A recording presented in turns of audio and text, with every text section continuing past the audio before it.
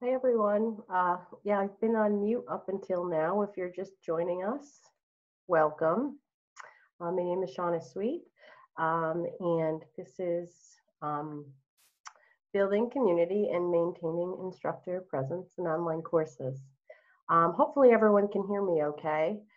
In the chat box, I'll share it again, but I have a link. It's a Google Doc, and it's a link to sign in if you want CTLE credit. So go ahead and use that to sign in if you're able to.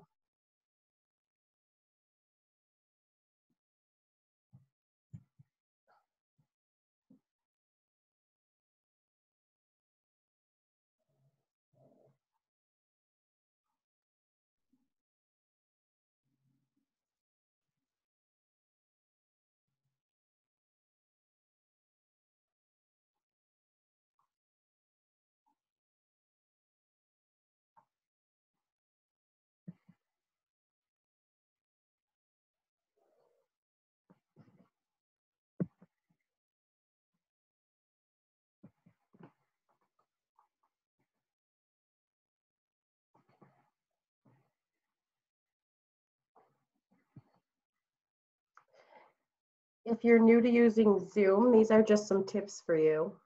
I did mute everyone, so everyone should be muted because when you have a lot of people on, it's just a lot easier when everyone's muted.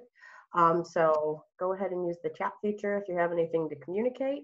But right now, at the end, I'll be willing to take questions if we have extra time. But as of right now, everyone should be muted upon entry.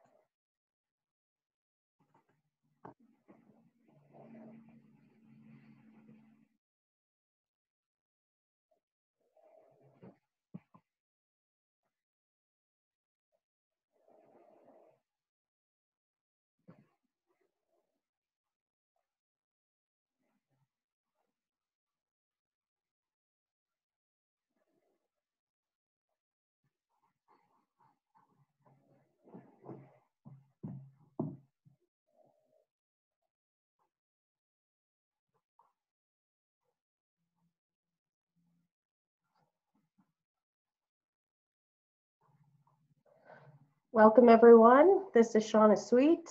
I am hosting this webinar for New York State TESOL. Hopefully you can hear me. Everyone else should be muted. There is a link in the chat box for CTLE credit. You can also use a QR reader to complete, it's a Google form. And the website, the web address is on the screen right now. We'll get started in just a couple minutes.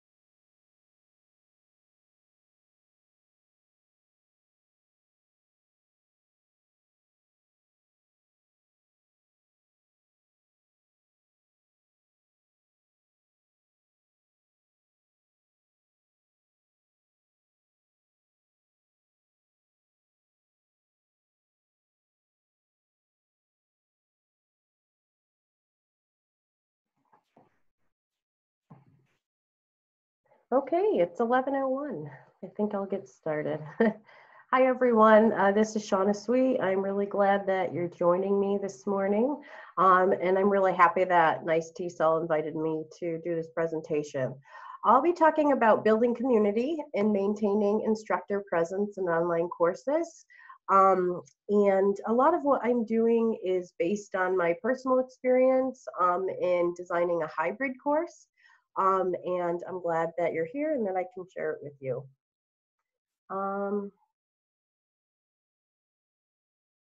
As I said before, in the chat box, there is a link to a Google form for CTLE credit. So if you don't mind signing in, just so we know who's here, and we'll be able to provide CTLE credit to people who are New York State TESOL members. And I'll share a little bit more information at the end of the session. I'm just going to start telling you a little bit about myself. And if you don't remember, like I said before, everyone's muted. So you can use the chat feature if you want to ask questions or communicate with other people.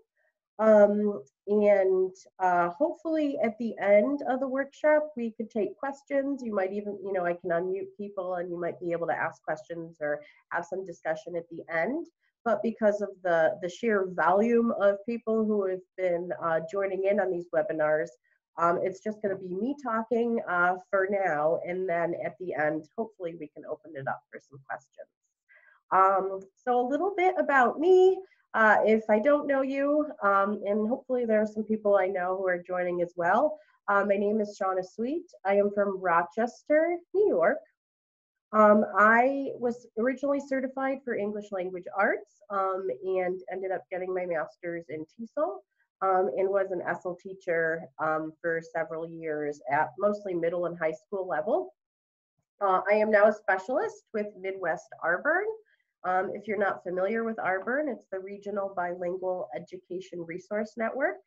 There are 7 Arburns across New York State. So wherever you live, there's an Arburn to serve you. And Arburns work under the Office of Bilingual Education and World Languages for the New York State Department of Education. And our mission is to support schools with English language learners, bilingual education, and just multilingual learners in general. So we help support world languages, deal with biliteracy, and a lot of other things as well. Additionally, I am an instructor at Nazareth College School of Education, where I teach graduate courses in TESOL and international TESOL. And fortunately, through Nazareth College, that's where I was able to learn more about online and hybrid instruction. So I was fortunate enough to take a couple of courses in online and hybrid instruction. So what I'm sharing with you is really kind of the fruits of my learning and how I've been able to turn my course into hybrid and how, that has worked for me. If you're not familiar, hybrid is a mix of in-person and online, but the online components really are what we're going to be talking about today. So I'm just sharing a little bit of practices that I've learned about and some of my own experiences. Additionally, I am a candidate for school building leadership and school district leadership at the Warner School of Education at University of Rochester. So I do some work there as well. So I'm just a little bit of housekeeping. This session is recorded. So hopefully, you're comfortable with that. If I'm not sure if we'll be able to see anybody's faces, but it's just something we like to clarify. But also because it's recorded, we'll be able to refer back to that later or share it with friends and colleagues if there was something that you learned. Also, as I said before, you're all muted. I'm not muted, and it's my hope my dog doesn't start barking because that's a possibility, and it's the reality we're all living in. So if she starts barking, I'm sorry, but hopefully that won't happen. And also, this is eligible for CTLE credit if you're a New York State TESOL member, and I'll have more information at the end. And I think Laura is sharing some of that in the chat box as well.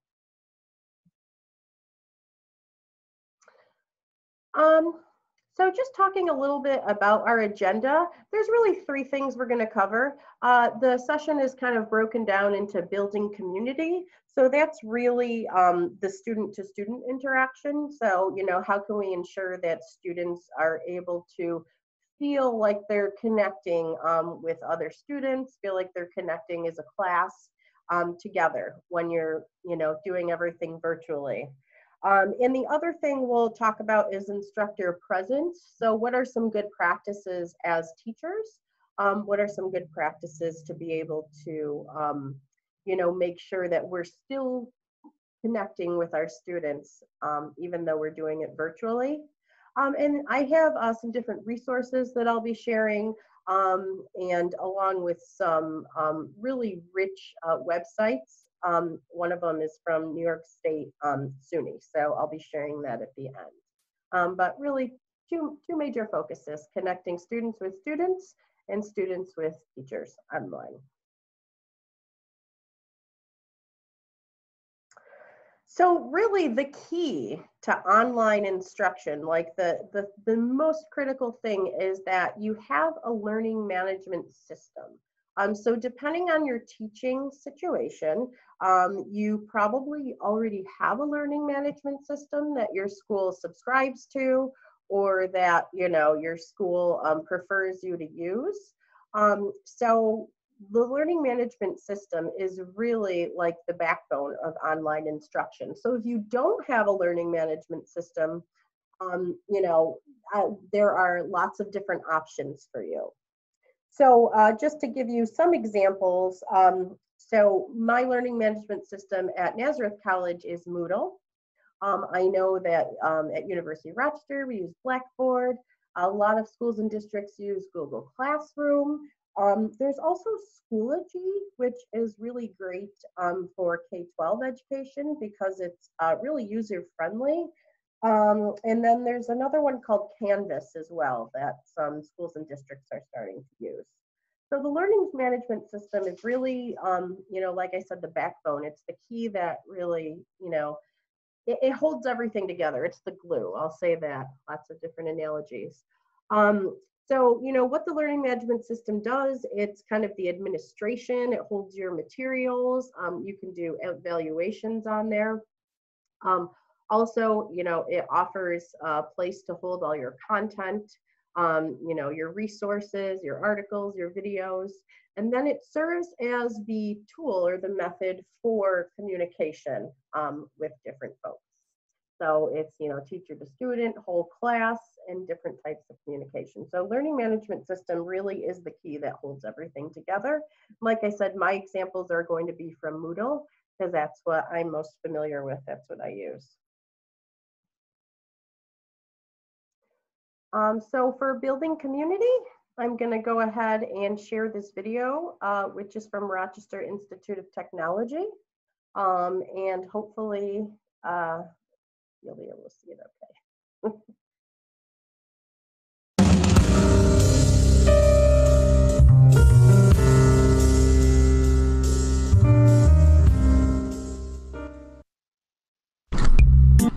Are you looking for ways to recreate the dynamic give and take that you get in the classroom in your online course?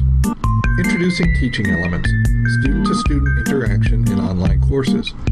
Methods and models to build a community in your online course. Student-to-student interaction is a vital part of any course experience. This happens naturally in face-to-face classes before, during, and after class. But in an online course, students work independently, separated by distance and time. If you don't require it, an online student can go through an entire course without interacting with a single classmate. However, there are ways you can build student interaction into a course. Why is this important? Research shows that a high level of student-to-student interaction has a positive impact on test performance, grades, and student satisfaction. Instructors can promote student-to-student interaction with activities that build rapport, encourage reflection and discussion, and allow students to interact in real time or at different times. You can begin building rapport with an online discussion forum where students introduce themselves and their expectations for the class. As instructor, share your own introduction as a model. These introductions provide a foundation for relationships that will be reinforced throughout the course. Encourage reflection and discussion with assignments that require student interaction, such as a debate in which students take sides on an issue and must support or rebut their classmates' arguments. You could also use a wiki or another shared workspace where the whole class or subgroups collaborate on a major project. There are several activity designs and technologies that support student-to-student interaction online.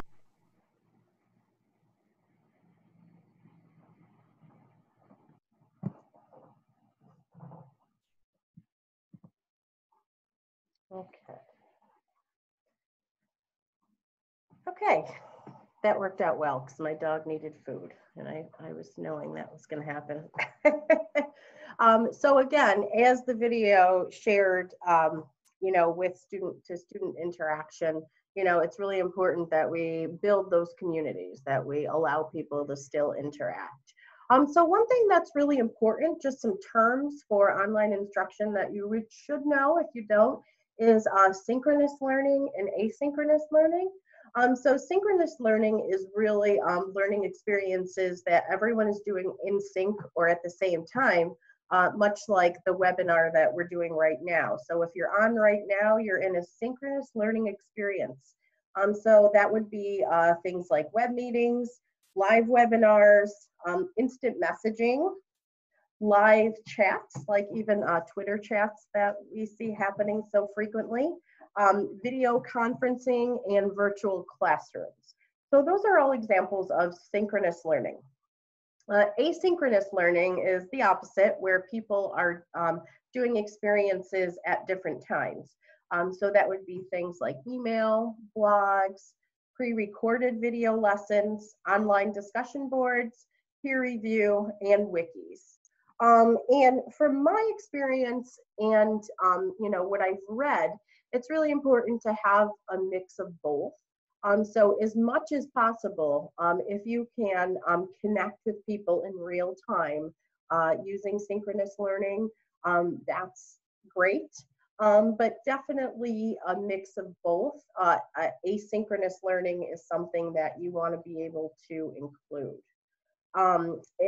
I've seen a few Twitter posts and things lately about how some instructors are solely using synchronous learning, and people really, it's not best practice. It's not really great learning when people are spending hours on the computer watching virtual lessons. So definitely, if you're somebody who does a lot more lecture, you might want to mix it up with some lecture and some online learning experiences that people can do independently. So mixing it up is good. So for building community, one thing that is really important, a lot of the really good practices are about creating and maintaining safe spaces online. So how do you build trust with one another? And a lot of that has to do with setting clear guidelines and boundaries.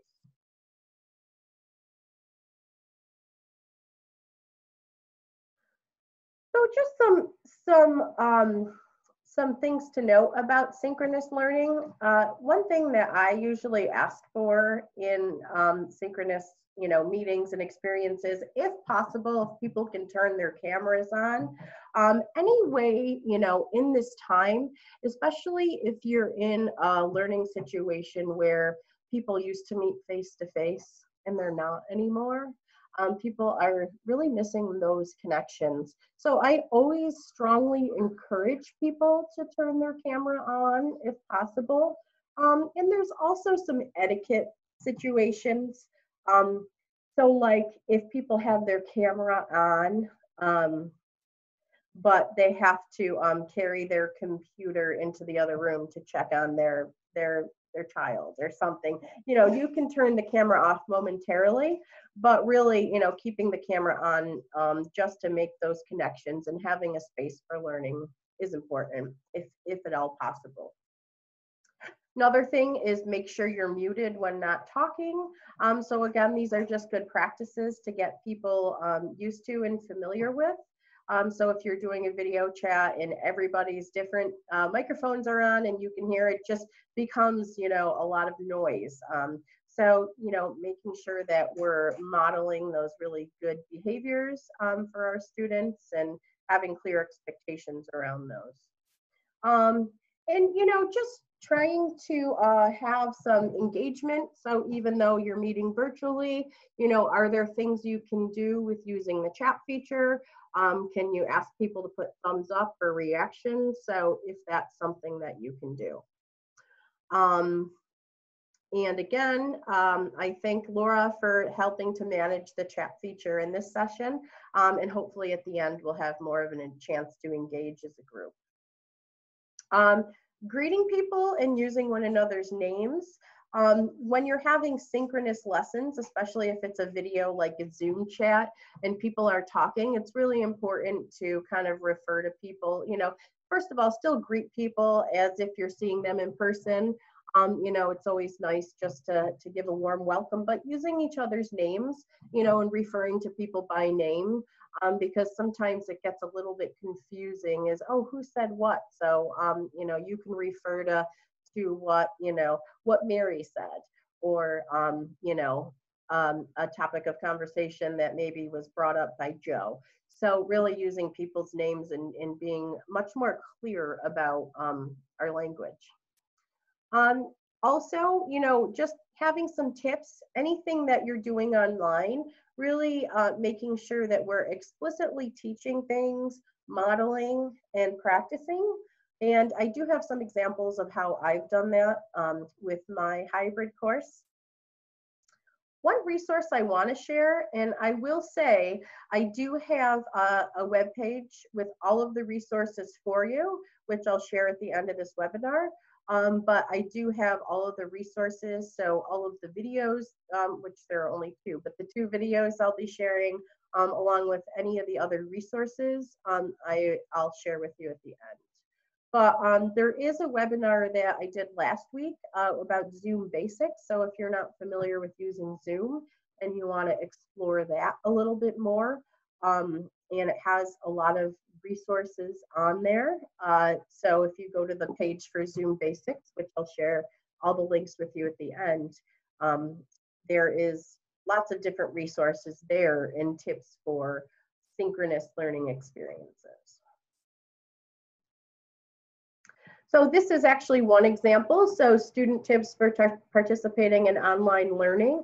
This came right from Zoom. And this is just one example of a resource that's designed for students. But again, really thinking about what your expectations are, because, sometimes people, their behaviors are more aligned to what they're used to doing. And this is just one example. My daughter's in college, and so she has had a lot of Zoom classes in this past week. And she said there are a lot of people who are kind of acting like, they're freshmen in college, but maybe they're not used to using Zoom, and they're acting like they're FaceTiming their friends and, polishing their nails and things like that when they're sitting there trying to attend a class. So, really having those expectations with your students is helpful for synchronous learning experiences. So the Zoom Basics webinar that we did has links in lots of different resources for synchronous learning. And again, all the resources will be shared with you at the end. So for asynchronous learning, asynchronous learning is a little bit trickier to create those connections. But I also feel that with asynchronous learning, you can have very rich connections. And hopefully the tips I'll be sharing with you can help you with that. I find that in particular for students who, if English is not their first language, those students really thrive in asynchronous learning experience because they have, the time to process what they're reading and writing, and the time to be able to, formulate their communication. So I found that particularly my students who are English language learners really like asynchronous learning. So that's just a bit of my experience. So some ideas around asynchronous learning is to create, community. So making sure that in your learning management system, I really encourage people put a profile picture up, whether it's, a picture of yourself or what's that called when you make the little cartoons of yourself. Making sure that you're including a part of yourself so it doesn't feel like we're just communicating with computers. But really, so using profile photos in icebreakers. So having, some get to know you experiences, especially right now with, the pandemic that we're living through. A lot of people have, might have things going on that are kind of beyond school. So maybe just making some time to check in and giving people the opportunity to share their experiences. But again, icebreakers. So having, some ways to share a little bit about yourself through online learning, especially if you're only meeting online, you need those types of opportunities. Do's and don'ts of communication. So this is something that there are a lot of different resources out there. At the bottom of this slide, I have some resources, and the netiquette rules, ground rules for online discussions is a resource that I use. But there are quite a few different netiquette resources from different colleges. And you also may want to create your own or create your own as a class. And I'll share with you what I do, but for my class, we read the netiquette article and everyone talks about, what are their top 3 rules. And it's just a great way for people to, number one, be able to learn about what's appropriate and inappropriate in online communication, but also we learn about what's important to each other. So that's really helpful. So again, that's, netiquette.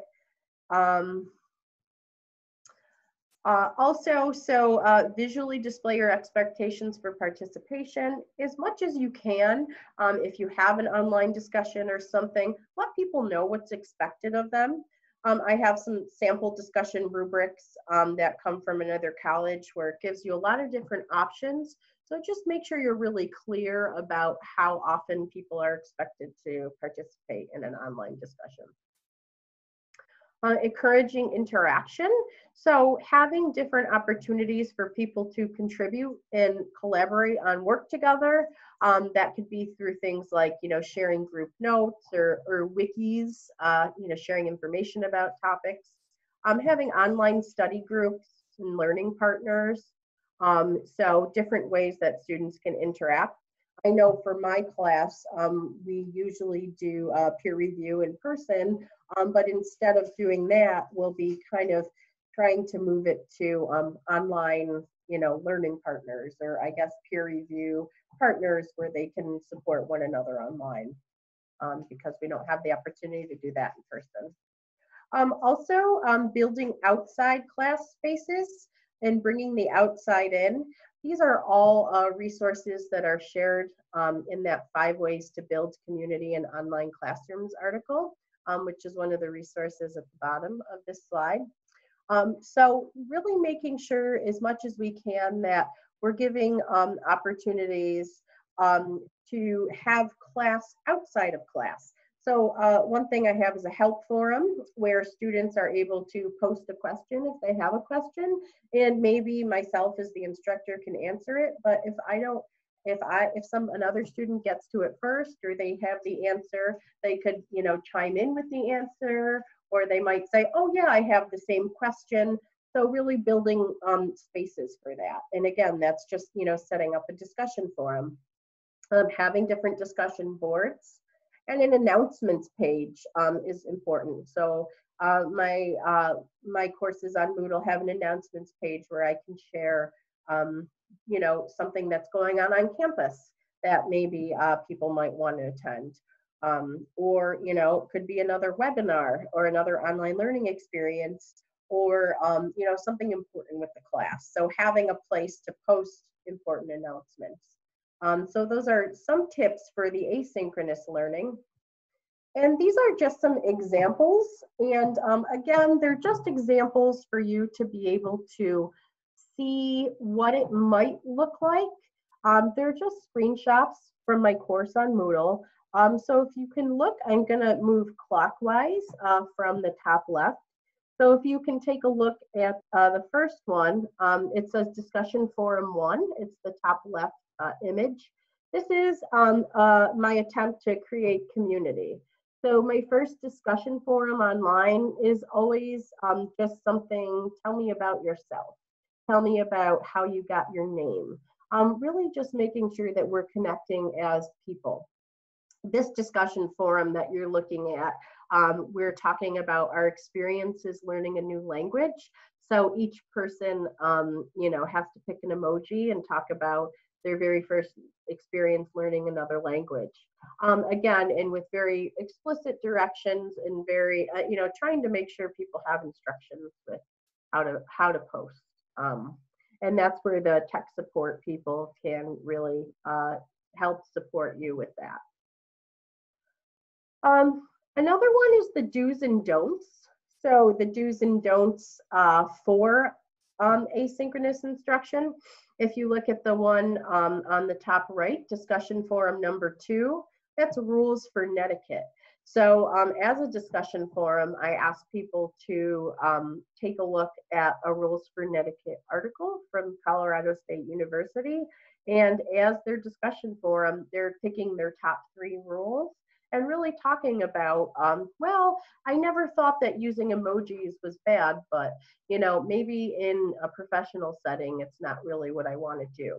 So this is a great opportunity to have a discussion about, what's appropriate for email or texting communications with your family and friends, and really what's appropriate for a professional setting when you are working in a school, or what you send to your principal.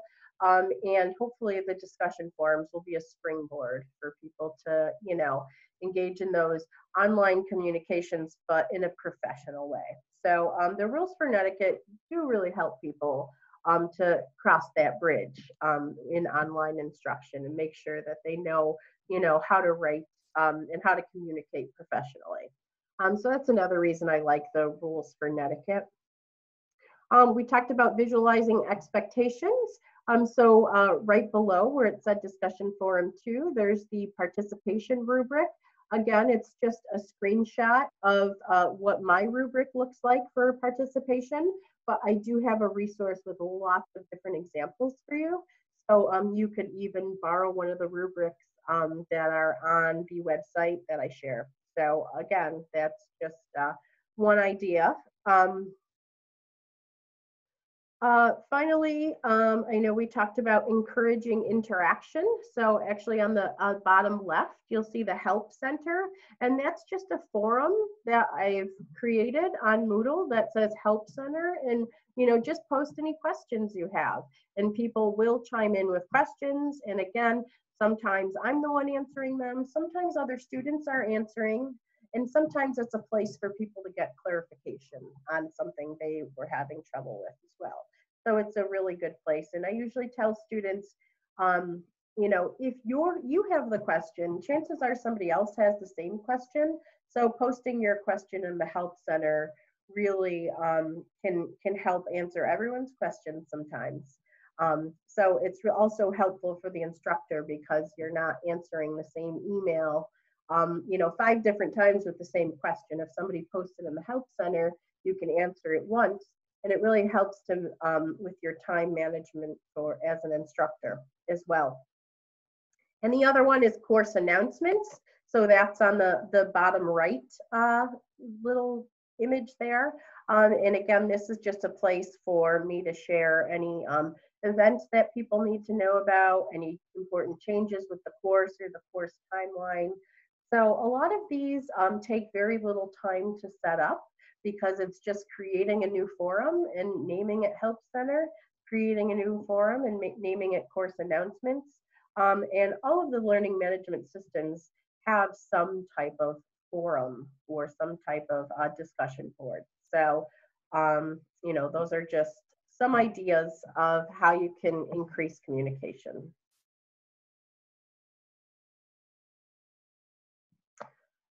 So with that, we're going to spend a little bit of time talking and moving towards instructor presence. So how do we make sure that teachers and students are still able to connect virtually? And I have another video, which is also from Rochester Institute of Technology, and it's about instructor to student interaction.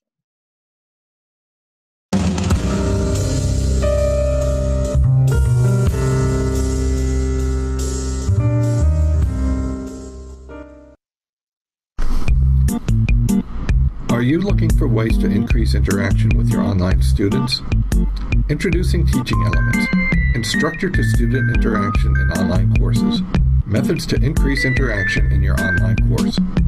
In the classroom, interaction happens in every class as you hold discussions, respond to events, and answer questions in the moment. But interacting with students online is not as spontaneous. Instructors must purposefully design interactivity into the course so students feel connected and motivated to participate. Building your instructor presence is one way to increase interaction. Research shows that an active presence by the online instructor has a positive impact on student satisfaction, students' sense of connectedness, and student learning. One way to build your presence in an online class is to create a welcome message or video that shares your teaching philosophy, your passion for the course topic, and your expectations for students. Other opportunities for interaction throughout the course include participating in class discussions to keep students on the right track, acknowledge insightful contributions, and summarize conclusions. Using the Dropbox to provide feedback to students. Posting regularly in the news area to summarize readings, remind students of due dates, or share recent experiences related to the course. And holding virtual office hours when students know they can contact you and get a prompt response. All of these examples of consistent communication help students feel connected to you and motivated to learn. In addition, there are a variety of web tools you can use to increase your level of interaction, like teleconferencing or virtual markup.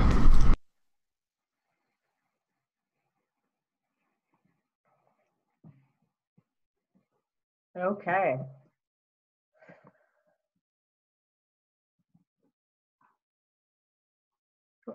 So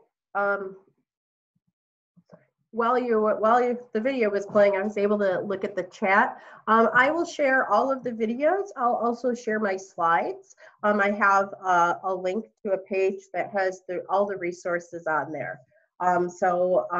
Some of you had asked about the screenshots, if we could make it a bit bigger. I'll share the slides. I purposely didn't make all the screenshots too big because, you know, some of it has people's pictures on there. I don't want to make it too large, but you can see the general gist, and you could always email me if you wanted to see any other examples. Thinking about maintaining instructor presence, just some of the things that, some of the ideas and resources from the articles and from the video is just making yourself available. And by available, we don't always just mean available in time. It's also making yourself available as a human. So having a welcome message or a video on your learning management system, or even right now, if people were meeting in person, you know, and now they're forced to meet online, maybe just making a quick video to say, hey guys, you know, this is your instructor. I'm really sorry that, you know, all the difficulty everyone's having, and I hope that you're in good health, you know, something like that. So being able to show a face and to show the human side of you is really important in online communication as an instructor. So having some type of welcome message that's written or a video is a really good idea. Also, there could be a bio page. So a bio page with photos. One of my instructors at Warner School had a little page on the learning management system that said, you know, this is about me and my family. And like I said, it's really good to make sure that we're engaging as humans and we're sharing a little bit of ourselves to keep that connection going. Video announcements and feedback. A lot of systems allow you to have announcements in video or even audio, being able to provide audio feedback on student work. And again, those are some features that technology specialists should be able to help with, or the learning management company as well. Having icebreakers is one thing, having some, different opportunities for people to engage on a personal level, engage as people, and trying to bring that back into your instruction. It's really important in online when you don't have that face-to-face interaction. For the instructor to participate in online discussions is also important to have a voice. It could be a lot to manage. For myself, I usually assign a discussion leader. So a student is the leader.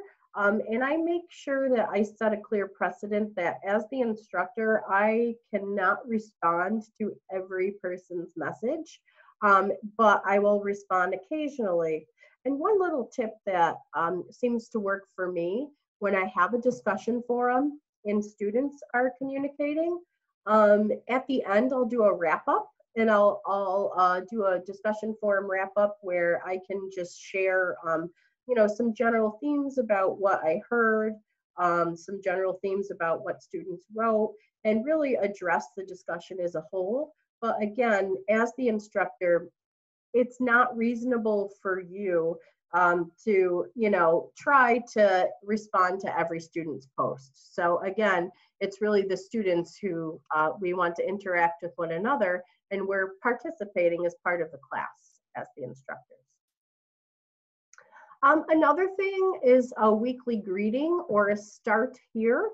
So that's the example that I have. So start here, maybe if you're moving to online instruction, just a little note to say, hey, everyone, start here. This week, this is what is expected of you. And it's a nice way to just share a bit of a warm welcome, a bit of a greeting each week to your students. And then again, maintaining your personality. And by that, I mean just sharing a little bit of yourself and trying to make sure that your personality shines through, even when you're writing online. So being friendly, make sure that you're, using just kind of a open communication. And, sometimes when students are fit online, there's a time for more formal written communication, but there's also time when you can be a little less formal in just letting your personality shine through. So just something that is important when you're having that online instruction and you're lacking the face-to-face. So a communication plan is a really good idea for online instruction. So this is an example of mine, but a communication plan basically has, contact information. So how do people reach you by email, phone, video chat, what hours you might be available or hours that you're not available. Don't call me between noon and 1 o'clock. Also, you make a commitment to getting back to people, don't expect, you don't want everyone to expect, instant reply. So, I'll get back to you within 24 to 48 hours, having a policy for that so students know. So a communication policy is important. And additionally, online office hours is a great idea. I'm sorry about my dog. Again, live webinar, if we were doing this asynchronous, you wouldn't have to hear my dog barking. But So having online office hours, having a time each week where you're available, just for people to drop in. So if you're not being able to have office hours, on campus, but you're able to have them online, just to drop in time is a really good idea. So, once or twice a week for whatever hour, you're able to have those online office hours. Or having some type of calendar or schedule, if you teach other classes, maybe you want people to know that you teach other classes at this time, so you won't be able to be available by phone. So having, a communication policy is really helpful for your students, but it's also helpful for you as the instructor because you set the parameters around, what is, what is acceptable for contacting you and what is not. So something else for instructor presence that I think is really key to online instruction is practicing good questioning. So making sure that when you're doing online discussion forums or you're doing some type of activity that you're asking really good questions. So you want to avoid factual questions. You want to avoid informational retrieval questions or questions that everyone will agree on. So even more so in online instruction, if you're not really lighting the fire for people to communicate or you're not lighting the fire for people to participate, it'll fall flat. So it's really important to practice good questioning. So just some tips from, there's an article, or actually it's a chapter of a book from Corwin that I'll share with you. It's called Tips for Designing Strong Questions. So just some ideas for strong questions. Having a hook, and I have an example on the right side, which is what does a good question look like? So the hook for this example would be, does reading cure racism? So when you see that, it's going to capture somebody's attention and they're going to think, oh, does reading cure racism? What is that about? Providing context or embedding media. And so, making sure that you're including something for people to refer to. We talk a lot about text-based evidence and using text. And I think that, by text, we mean something that you can read, but also something that you could view or interact with.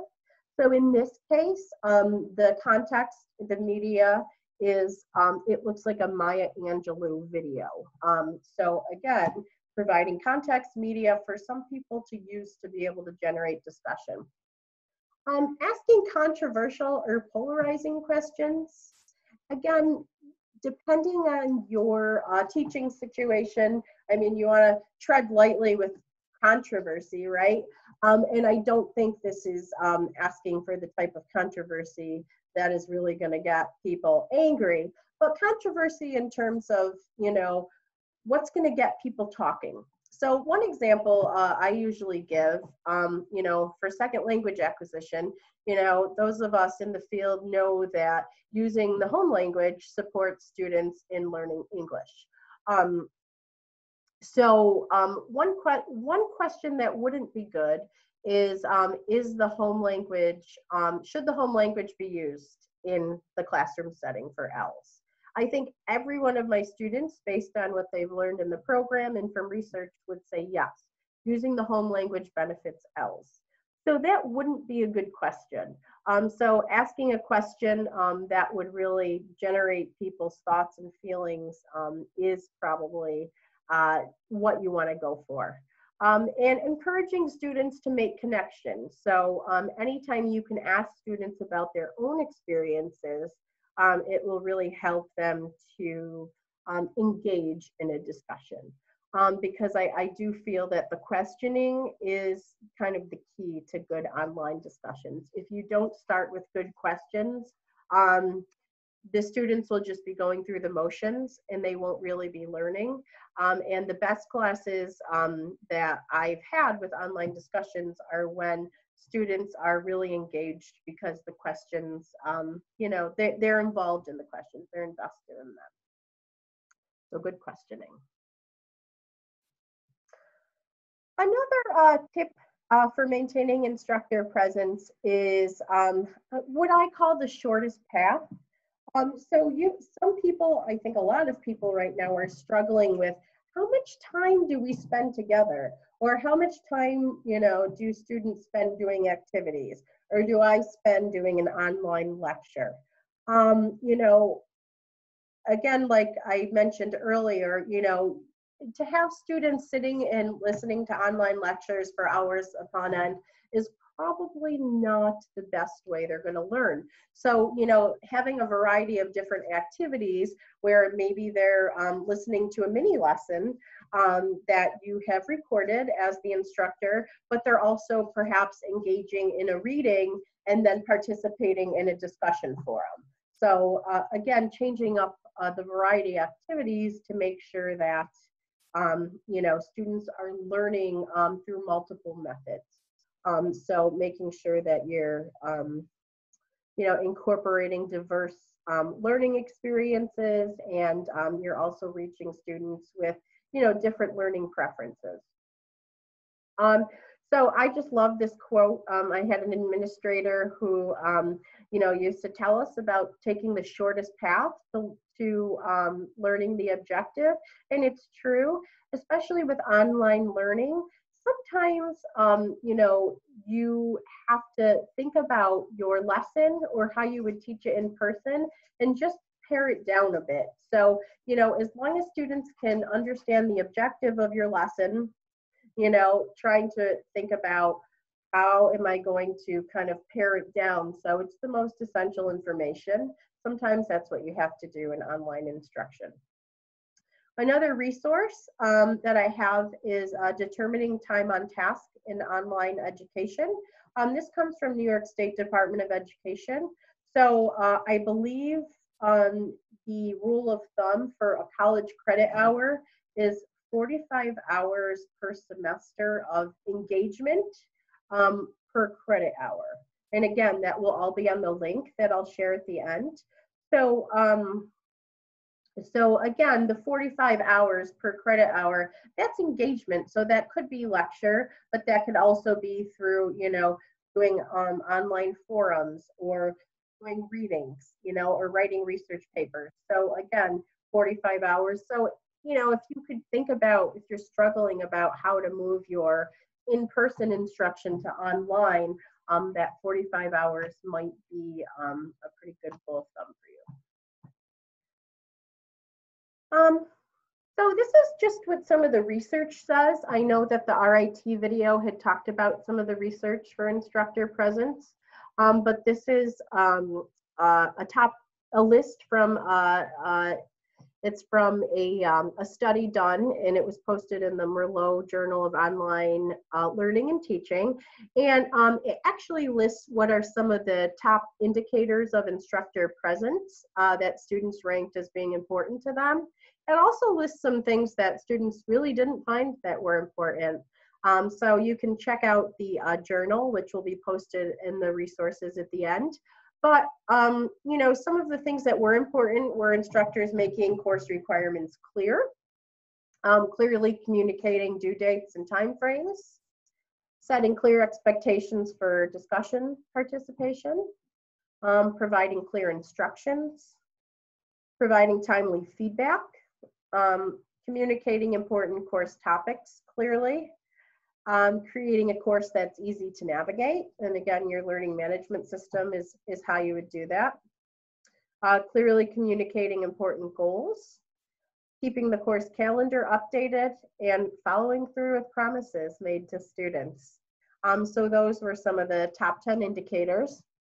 This is just some feedback that I've gotten from my students. Usually I do a couple of check-ins throughout the semester just to see how things are going. And for the most part, students like having the extra time to respond to discussions. So in that asynchronous method, they like having the time to be able to read and think about what their classmates are saying and be able to respond. They like that the questions were thought-provoking. And students also liked, being able to have, deeper conversations than they would be able to in person. And some people really like having enough time to think about what they want to write and be able to write it. So again, this is mainly about discussion forums, because in my course, the discussion forums are the big part of the online component of the class. But, this is just what some students said. And again, about half of them are students who are international or, might be considered English language learners, and the other half are not. So it's a variety. So now with all of that, I want to think about help. So if you need some help or some additional resources, and there is something I want to share with you, and it's called the Oscar rubric. So when you think about Oscar, right, some of us know Oscar the Grouch from Sesame Street. We're not talking about that Oscar, but it really helps me to remember what the rubric's called. It's that, little mnemonic device. So I think about Oscar the Grouch when I think about the Oscar rubric. But the Oscar rubric really is the Open SUNY Course Quality Review rubric. And the reason I'm sharing this, especially if you're new to online instruction, you don't necessarily have to use the rubric to review yourself. But what I love about this rubric is that it comes packed with lots of resources to help you with online instruction. So the Oscar rubric is broken down into, a whole bunch of different standards. I want to say there's like 50 standards or something. But the great thing is that the Oscar rubric can really help to give you so many great ideas with online instruction, and it's very, very specific, so it can help you target exactly what you feel like you need help with. So the different categories of standards for the Oscar are the course overview and information, course technology and tools, design and layout, content and activities, interaction, and assessment and feedback. So again, depending on what it is that you feel like you want to explore a little bit further, you can use the Oscar resource to help you. So this is just one example. If you go to the SUNY website that has the Oscar rubric, this is just one example of one standard. I said there's like 50 standards, but for Oscar standard 43, this one is about learners being encouraged to share resources and inject knowledge from diverse sources of information in their course interaction.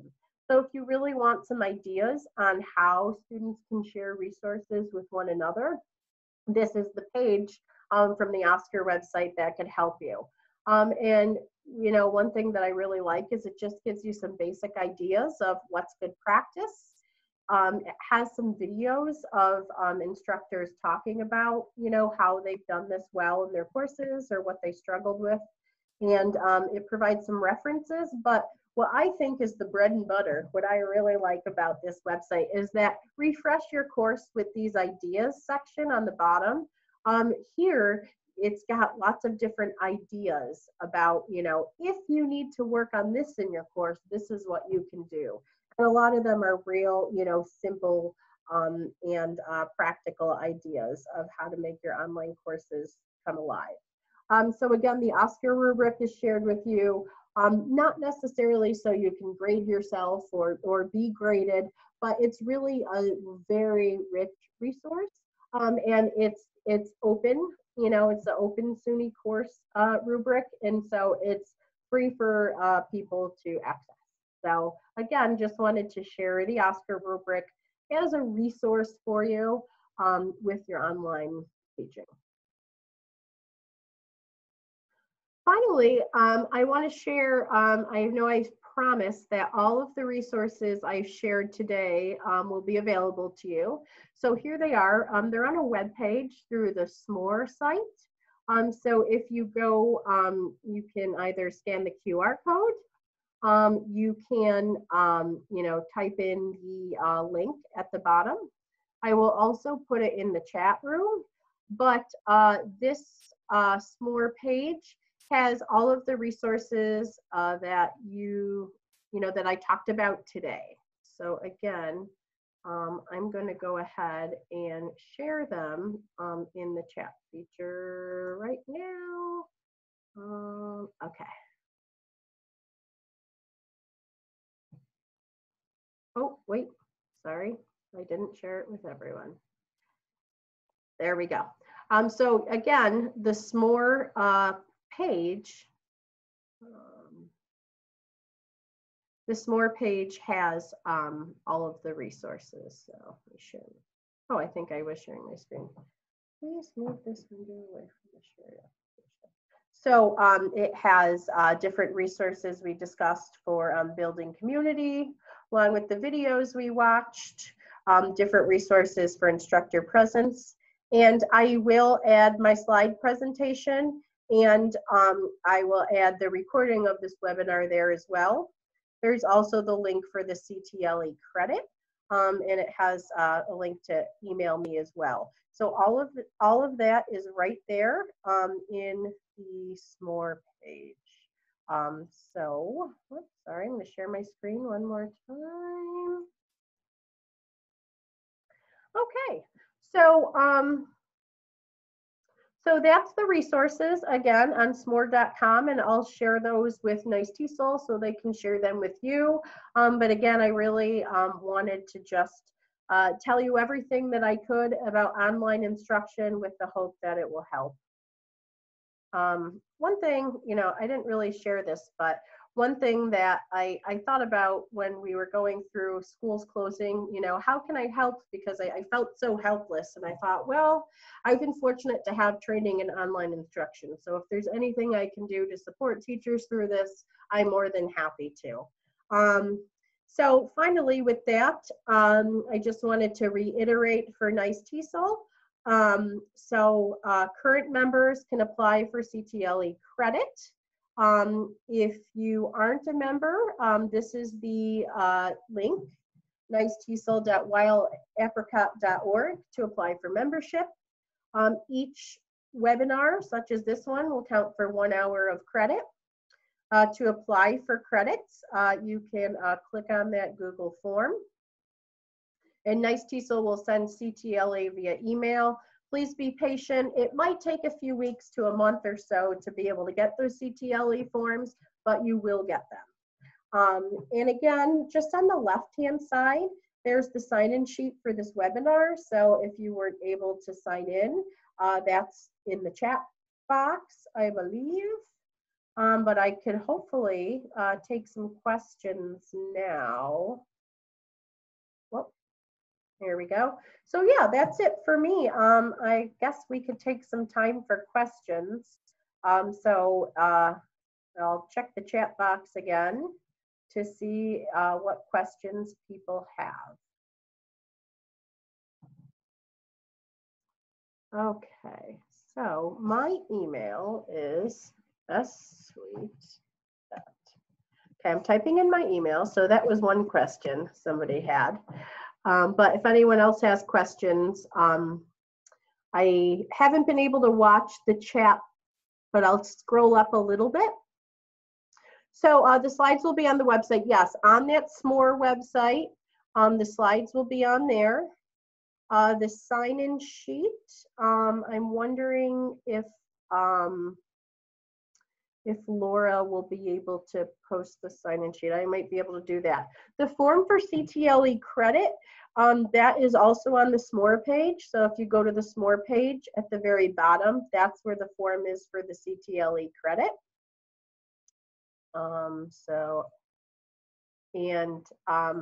The sign-in sheet, I might have to go to the very top to find that one again. So does anyone have questions about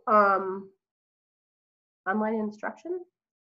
While we have a few minutes, it actually is noon, so I won't be offended if you sign off, but if anyone has a question, I have a couple more minutes, so I'd be happy to answer any or share examples from my online course. So the slide presentation isn't on the SMORE website yet. It will be as soon as we're done recording. I'll share the slides and I will post a PDF of the slides on the SMORE. So it will be there along with the video, you know, sometime in the next couple of hours. Interacting with young students. Oh, that's a good question. I mean, my experience has been more with higher ed. I know that there's lots of resources that have been coming out as of late. Gosh, I've seen some really great resources on PBS Learning. I could try to share some of those. But again, my experience more is working with higher education. So yeah, sorry, I don't have more help for that right now, but I can certainly try to find some and possibly add them. I know there's been a lot of different webinars gearing towards online instruction. I know Nice TESOL has had quite a few as well. Okay, so any more questions about online instruction I can try to ask? And again, sorry that K2 isn't my strong point. All right, well, with that being said, thank you everyone for joining. I apologize again about my dog. I will, before I log out, some people are asking for the sign-in sheet. So I'm going to share the link for that again right now in the chat feature. So I'll share that before I log off. So this is the link for the sign-in sheet. Hopefully everyone has the link. Hopefully everyone has the link for the SMORE. And all the resources will be on the SMORE. So.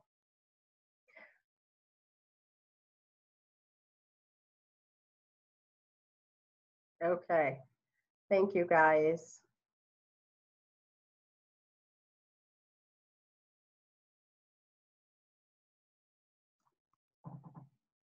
Thank you everyone for coming. It's good to interact with other people. So thanks a lot. I'm probably going to end the meeting soon.